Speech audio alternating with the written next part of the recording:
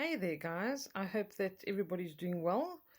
Okay, so I thought I'd pop in today and just do a quick reading where I just pick a couple of cards. I usually don't pick the cards literally, but here today I've decided to do that because I just want to pop in and give you a couple of cards that may be, relevant or pertinent to somebody's life today. And I just felt drawn to do this. So I'm going to be using the Carl Gray deck called the Keepers of the Light.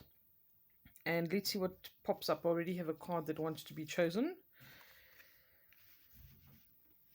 There's the first one. It says the Divine Director, Intervention and Purpose. There's been a lot of messages about divine intervention, and I know that Spirit works in our lives every single day, obviously in mine as well. But there really is this message of divine intervention all the time to say to us, try to let go a little bit of the things that are happening because Spirit's trying to orchestrate it. And I think sometimes we actually get into the mindset where we think if we don't do something or control something, it's not going to happen. And this is really not true. And maybe we believe that it's not going to happen on a monumental scale, but this is about things really being able to shift and being almost unbelievable, and with you not having to contribute much energy towards it. Okay, I really get this feeling here. And here it says divine intervention is occurring. Know that you're being guided. Happiness is your purpose. That's very interesting because happiness is our natural state of being. Being peaceful is our natural state of being. And I remember the first time I ever heard that it actually came as a surprise to me because we get brought up in this very stressful environment, okay? Obviously, depending on your demographics, where you live, all of this kind of thing.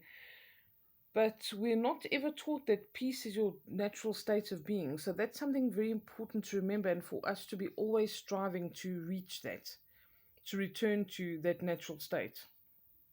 And yeah, I think you just need to make sure that you are asking for the things that you need in your life, or ask to be divinely guided and say, please show me what's possible for me and show me what is for my highest good.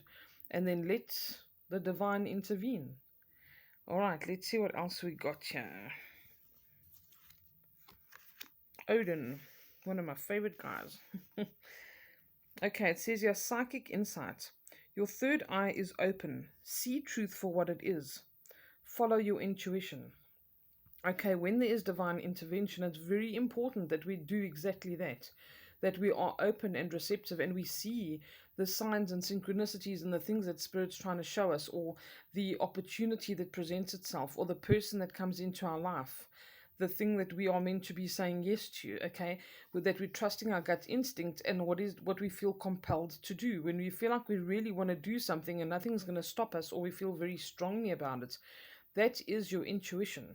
Don't question it. Don't try to drown it out with logic and reason, all the reasons why you shouldn't be doing that, or why, just because it doesn't make sense. The guidance Spirit gives us doesn't always make sense.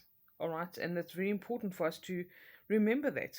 So it's saying the insight is coming, the wisdom is coming, the symbols, the signs, the synchronicities, the feelings that you're getting. Trust all of this now, because this is part of this divine intervention that is trying to guide you.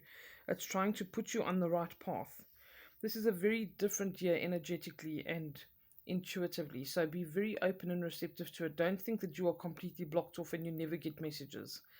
No one never gets messages. It's just whether you actually heed the advice or not. Okay.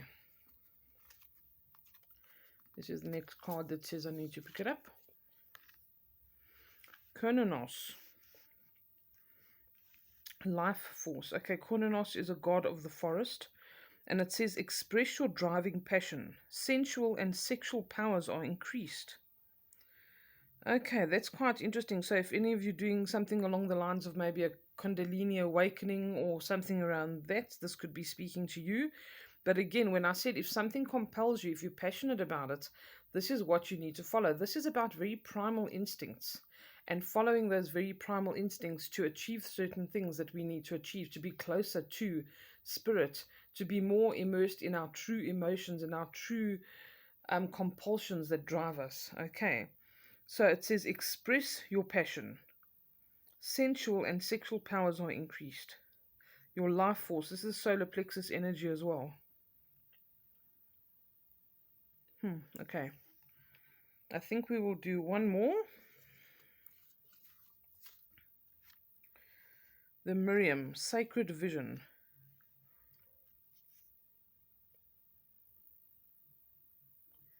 Okay, let me bring you in a bit closer for this one. It says here, choose to forgive in order to heal. See the light in all. Remember that love has no boundaries. That's very interesting. I feel as if this is trying to get us to a point where we are, pure of heart, pure of thought, which is very difficult, obviously, in the age in which we live right now. But we are shifting ages as we speak. And it's very important that we do realize that in order to heal certain things, there is going to be a level of forgiveness that's necessary. Sometimes we need to forgive ourselves. All right. Sometimes it's not about other people, it's about something that we've done that we don't condone or we can't forgive ourselves for. So this is very important. And it's also to, just allow that energy to be released. A lot of the time, things that we hold grudges about or things that we're angry about, the other people concerned don't even remember. So don't hold yourself hostage, okay? Don't don't let that pain and that anger and that loss or whatever it is get you lost in it where you actually can't get out. Be mindful of it. Say, I'm looking at this from a higher mind where forgiving actually takes the load off me, and that in the larger scheme of things, in my many lifetimes that I'm on this planet or anywhere else, this small thing that happened is actually not as monumental as I think it is. And again, I'm never diminishing anything anyone's been through, but think about it from a spiritual perspective. Does holding a grudge or being angry or not speaking to somebody or, you know, maybe haven't had contact for that with that person for 10, 15 years, but you're still thinking about how much they hurt you and how angry you are and all of this kind of thing, would it not serve you best to let that go and move on and forget about it? All right, so I think what this is trying to say is there are better priorities to focus on other than old anger and these things that are unforgiveness that, kind of prevent our healing when we're so adamantly always seeking healing. Allow yourself to have that healing, allow yourself to release, allow the balance to be restored. If you've been harboring all of those things, allow the balance of that natural state of being to come back to you. That's what you deserve. That is a type of abundance. And we really need to do that for ourselves. Ask Spirit how to do that. Okay? Ask for that intervention. Ask for a sense of purpose greater than having a purpose of just trying to remember all the bad things that have happened to you. All right. Try to see how they've happened for you and what you've learned from them and what lessons and wisdom you've carried forward. I wish you all a beautiful evening and I will chat to you again soon. Bye for now.